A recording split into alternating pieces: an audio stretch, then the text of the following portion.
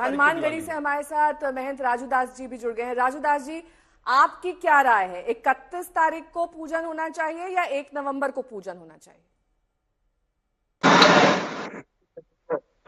बहुत बधाई, शुभकामनाएं, शुभकामनाएं सभी आचार्य को। आपके ऑडियो में थोड़ी सी दिक्कत आ रही है, मैं रुक करूंगी, आपका ऑडियो को थोड़ा सा ठीक कर लीजिए। इस बीच हमारे साथ पंचांग विशेषज्ञ आचार्य विनय झा जी भी जुड़ गए हैं। विनय जी, पंचांग तो अपने आप में ही एक पूरा का पूरा ग्रंथ होता है, उसको स्टडी करते हैं इतने सारे ज्योतिषाचार्य हैं। इस बार इतनी ज्यादा विकट स्थिति है कि कुछ आचार्य कह रहे हैं कि 31 तारीख को दिवाली पूजन करिए, कुछ कह रहे हैं 1 नवंबर को करिए, तो ये क्यों स्थिति आ पड़ी है? देखिए, जहाँ तक शास्त्रीय नियमों का सवाल है उसमें कोई मतभेद नहीं है। मतभेद है गणितीय गणना के कारण। तो इसमें दो प्रकार की गणनाएं हैं। एक तो जो हमारा परंपरागत सैद्धांतिक पक्ष जो है व्रत व्रत पर्व के लिए वो सूर्य सिद्धांत लिया जाता रहा है, और दूसरा जो है जो आधुनिक भौतिक विज्ञान का जो खगोलीय सुदर्शन है, तो उसमें समस्या ये आ गई है कि नासा की एक संस्था है जेट प्रोपोर्शन लेबोरेटरी, उसने इसका बहुत अच्छा और सूक्ष्म गणितीय एफेमेरिस सार्वजनिक किया है, और उसी के आधार पर स्विट्जरलैंड की संस्था ने स्विस एफेमेरिस बनाया है, जिसके आधार पर भारत के जितने भी आधुनिक सॉफ्टवेयर हैं और पंचांग है वो आधुनिक वाले जो निष्पक्षवादी हैं एक तारीख के पक्ष में, वो सब गणना करते हैं।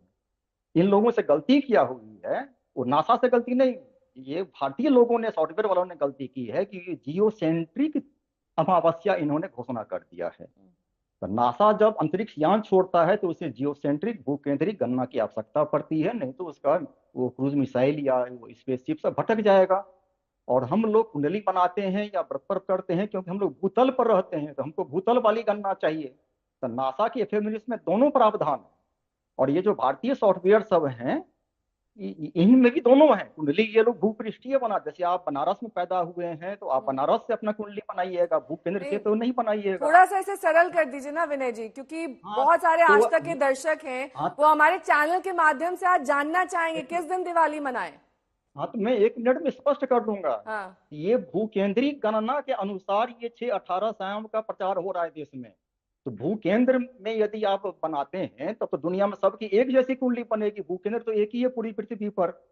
तो ये और पर्व त्योहार भी जो है वो भूकेंद्र पर तो कोई नहीं मनाता है। ये 6-17 सायं का जो ये लोग कर रहे हैं 1 नवंबर का, वो भूकेंद्रीय गणना है। ये मैं दावे से कह रहा हूँ क्योंकि वो स्विट्जरलैंड के फेमस बनाने वाले मेरे मित्र हैं, मेरी ईमेल सूची में है। उन्होंने कहा भी है कि आप मेरे बयान को आप सार्वजनिक कर सकते हैं कि ये जियोसेंट्रिक गणना है।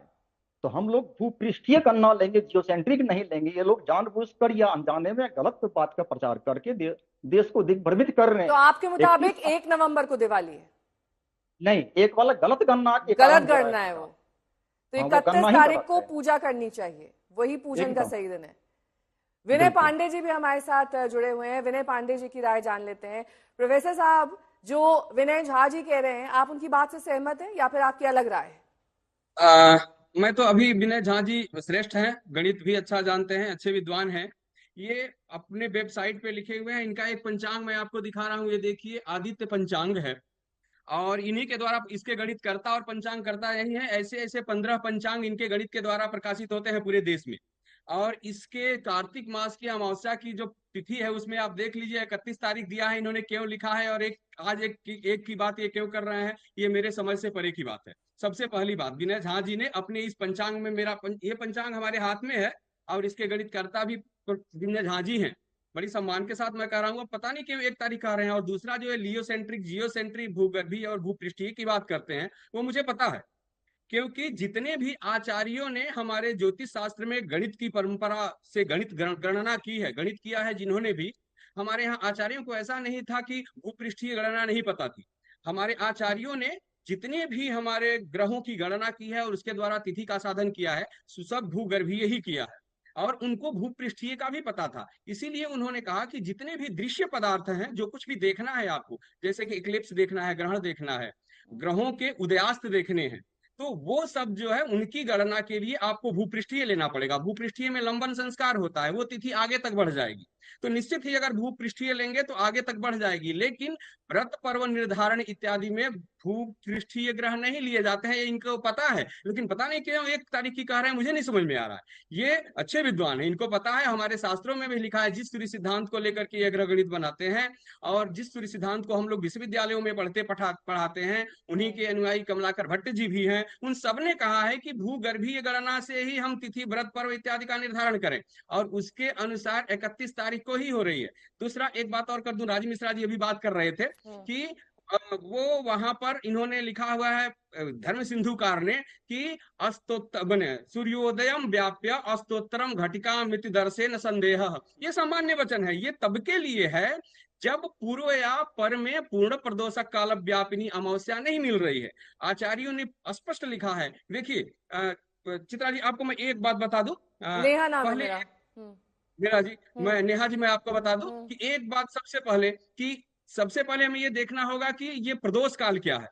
तो सूर्यास्त के बाद का जो 3 मुहूर्त का काल होता है, यानी कि 2 घंटे 24 मिनट का काल होता है, वो प्रदोष काल होता है। फिर आचार्यों ने कहा कि कब बनाना है, तो कहा कि प्रदोषे पूजय लक्ष्मीम अलक्ष्मीम ठीक है, विनिवृत्तये। प्रदोष काल में लक्ष्मी का पूजन करिए, अलक्ष्मी को ठीक दूर है। करने के लिए। अगर 2 दिन प्रदोष मिले तो क्या करेंगे, तो कहा कि 2 दिन अगर प्रदोष मिलेगा तो अगले दिन करिए। फिर कहा कि पूर्व दिन प्रदोष मिले तो पूर्व दिन। फिर इसके साथ एक और भी ब्रह्म सिद्धांत का वचन है ठीक है, कि आपने अपना पक्ष रख दिया है। आप ये कह रहे हैं कि 1 तारीख क्यों लोग ला रहे हैं इस डेट को, इस तिथि को, ये आपकी समझ से परे 31 तारीख को ही दिवाली है। महेंद्र राजू दास भी हमारे साथ जुड़े हुए हैं इस चर्चा में, उनको भी शामिल कर लेते हैं। महेंद्र राजू दास जी, यहाँ पर अभी तक जितने भी ज्योतिषाचार्य ने अपनी राय रखी है और जितने भी यहाँ पर हमारे साथ पंचांग के गणिता की भी जुड़े हैं, उनमें से कुछ 1 नवंबर कह रहे हैं, कुछ 31 अक्टूबर की तिथि कह रहे हैं। आपके मुताबिक कौन सी तिथि है दिवाली पूजन की? मंगल कामना करते हैं। उस समय हम नहीं जुड़ पाए थे, आवाज हमको लगता है कहीं से नहीं पहुंच पा रहा था। पूरे देश में अधिकतर जगह 31 तारीख को हम लोग दीपावली मनाते हैं, इसलिए क्योंकि उदया तिथि भी कुछ लोग मानने के लिए तैयार हैं, लेकिन मुहूर्त के हिसाब से 31 तारीख को ही दीपावली अयोध्या में हम लोग मना रहे हैं।